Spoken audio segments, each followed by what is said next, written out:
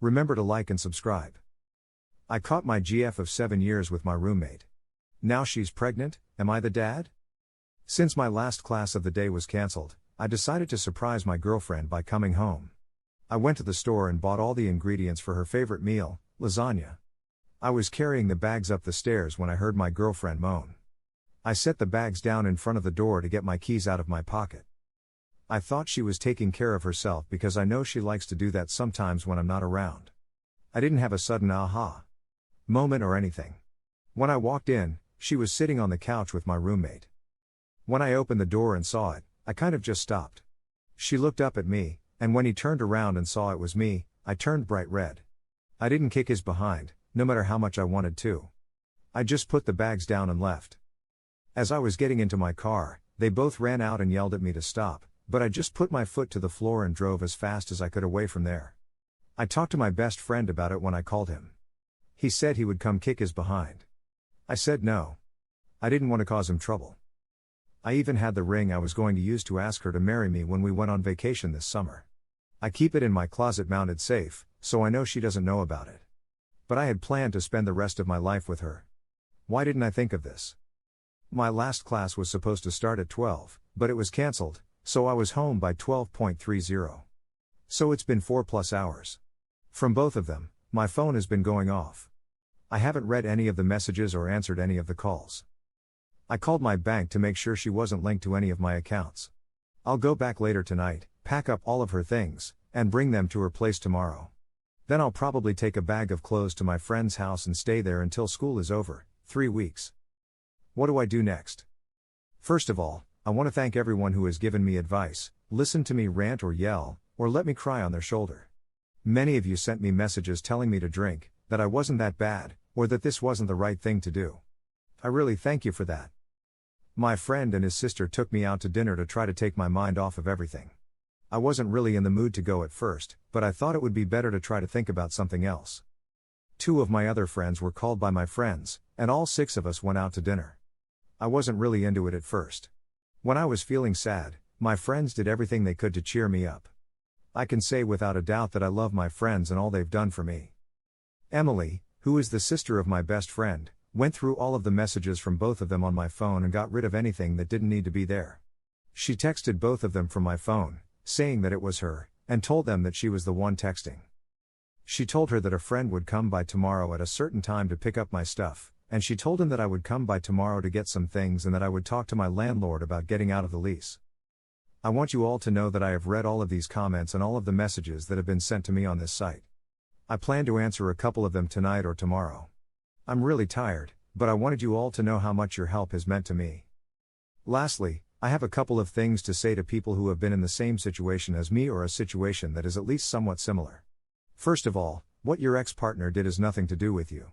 It shows what kind of person they are, just like how you react shows what kind of person you are. Second, you are all a lot stronger than you think. So many of you have given me great advice, and you know exactly what I mean. It's not always easy to talk about it, but many of you did it to try to help a stranger on the internet, so thank you. Lastly, many of you are looking forward to much better things. One of my old teachers used to say, it's like starting the next book in a series. You may have to wait a little while for the author to release it, but it will be worth it. Also, thank you to the kind person who gave me gold. I plan on donating $5 tomorrow to a charity because of you. If you want to help, choose your favorite charity and give money to it, or just do something nice for someone else. It can change their life in a big way. Update 2. First of all, I want to thank everyone who helped me and said nice things to me. Thank you, really. I'll start with what happened next and work my way up to today, since that's the only reason I'm writing an update only a week later. Emily, the sister of my best friend, texted both of them to let them know that I'd be coming over to get some things while she went to my ex's. Trevor, my best friend, and Emily came with me to get some things from my apartment. My roommate wasn't there, but he left me a note that said he was sorry and tried to explain what happened.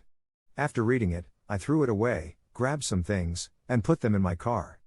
I drove back to their house while they went to get my things from my ex's place. My ex was there, and she didn't let them in at first. She yelled at them through the door to leave, and after they stood there for about 15 minutes, she finally opened the door and let them in to get my things. They took my PS4, movies, cooking tools, clothes, and some other random things. She cried the whole time and asked them to tell me that she was sorry, that it was an isolated incident, and that she would do anything to change it. Even though she was crying into an old hoodie of mine, they didn't say anything and just left it there. That doesn't bother me too much.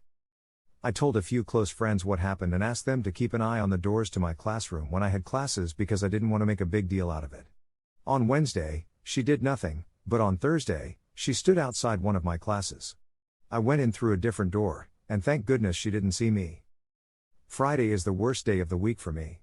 As I said in my last post, in a reply, I'm an education major, and this semester is when I do my practicums. Our education building has 2 floors. The first floor is a laboratory school, which is an elementary school where many education students come to do their practicums, or observations. The second floor is where education students' classrooms are. My practicum is with 3rd graders, and she was waiting for me outside the door to my 3rd grade classroom. We have name tags, and only have to show those to the desk to get in. She used to be an education major, but she switched, so it wasn't unusual to see her there. As soon as I saw her, my heart dropped. I just walked past her and didn't pay any attention to her. She started to cry when she saw me and tried to talk to me. I just walked into the classroom without saying anything. My cooperating teacher asked her to leave, but all of my students who were there had already seen it. They asked me a lot of questions, but I just kept saying, right now, it doesn't matter. We can talk about it later, but right now we need to pay attention to what we're learning. But really, it hurt me deep down. I told my cooperating teacher what was going on and asked her to keep an eye out for her if she came back. She said she would and that if she saw her again, she would tell her to leave. This weekend, she and her roommate both sent me a few text messages, which was very annoying. I also got a crazy number of phone calls and a lot of Facebook messages. Trevor and Emily also got a lot of cards. I worked all weekend and got a lot of work done, like lesson plans and projects that were due.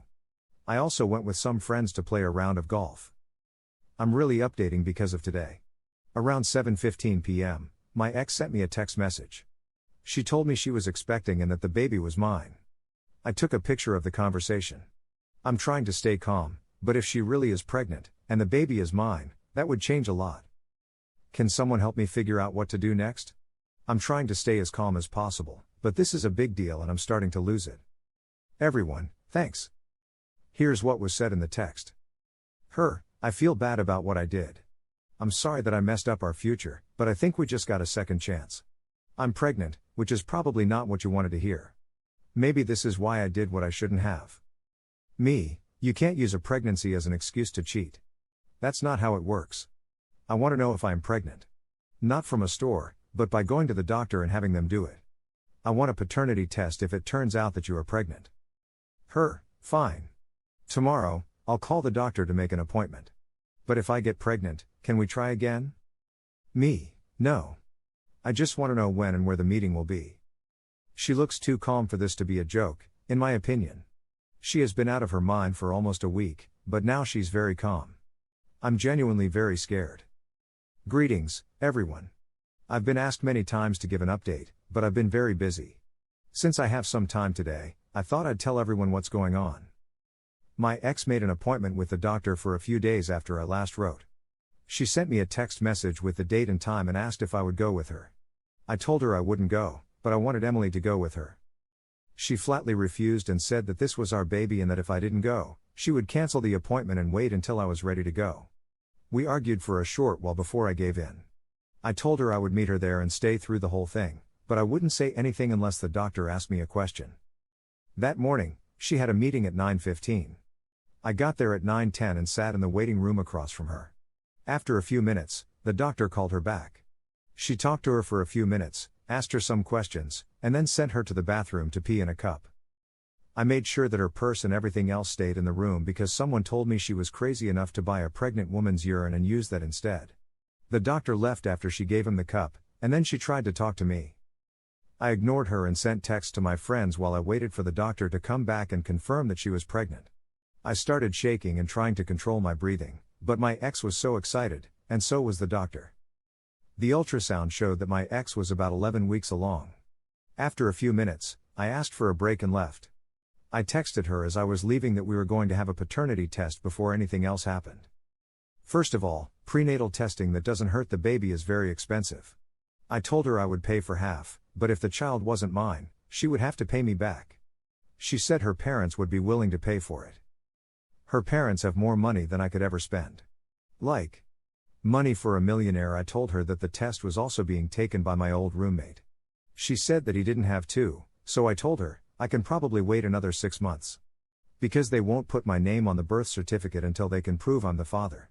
She finally agreed with me, and he also had to take the test. We were able to get in just a few days later because there is a place nearby that specializes in DNA testing. She went with her mother. They told us that they would have the results in 10 days and that we could come get them or they could mail them to us. We told them we would get them in person. I was too scared to go see what happened. Both Emily and Trevor went in my place. They said that my ex wasn't happy that I wasn't there and almost wouldn't let them see the results, but her mom told her that she could understand why I didn't want to be there. I will never forget Emily's phone call. Emily, hey. Me, well? You aren't the father. But you should have seen how your old roommate reacted.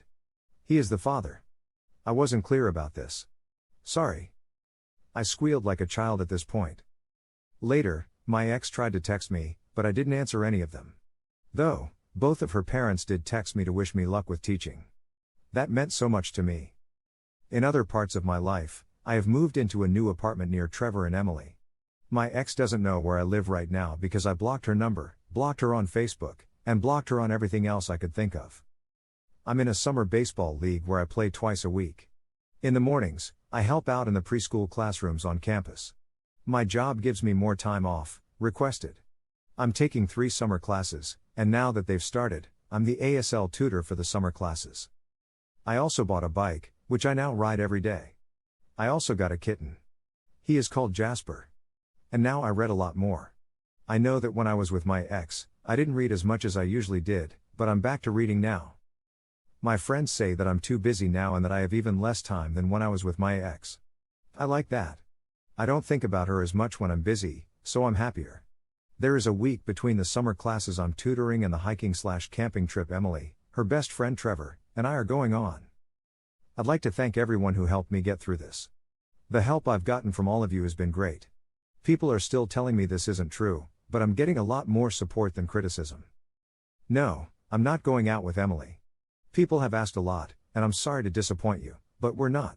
I don't think of her as romantic, and I want to be single for a while. I'll finish my Bachelor of Science in Elementary Education next school year. After that, I'll have to decide if I want to keep going to school and get my Master of Science in Deaf Education and Deaf Studies or if I want to start teaching.